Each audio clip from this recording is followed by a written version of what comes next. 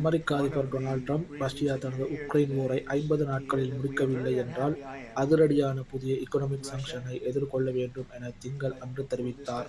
மேலும் கீவ்விற்கு புதிய வெப்பனரி உதவிகளை நேட்டோ வழியாக வழங்கும் திட்டத்தையும் வெளியிட்டார். ட்ரம்ப் விளாடிமிர் புட்டினின் 3 ஆண்டுகால இன்வேஷன் ஆஃப் உக்ரைன் போரை முடிக்காததால் தனது பொறுமையை இழக்கச் செய்ததாக கூறினார். 50 நாட்களில் ஒரு யுத்த நிறுத்தம் ஒப்பந்தம் எட்டப்படவில்லை என்றால் 100% டெரிப்ஸ் போடப்படும் எனவும் அவர் ஓவல் ஆபீஸில் நேட்டோ செக்ரட்டரி ஜெனரல் மார்க் ரூட்டை சந்தித்தபோது தெரிவித்தார். மேலும் இது செகண்டரி டெரிப்ஸ் ஆக இருக்கும் என்றும், இது ரஷ்யாவின் ட்ரேட் பார்ட்னர்ஸ் மீது தாக்கத்தை ஏற்படுத்தி ஏற்கனவே விதிக்கப்பட்ட வெஸ்டர்ன் சாங்ஷன்களுடன் இணைந்து மாஸ்கோவின் பொருளாதாரத்தை குறைக்கும் எனவும் கூறினார். ட்ரம்ப் மற்றும் ரூட் நேட்டோ மிலிட்டரி அலையன்ஸ் மூலம் அமெரிக்காவிடம் இருந்து பேட்ரியட் ஆன்டி-மிசைல் பேட்டரிஸ் உள்ளிட்ட ஆயுதங்களை வாங்கி அதனை உக்ரைனுக்கு அனுப்பும் ஒப்பந்தத்தை அறிவித்தார்.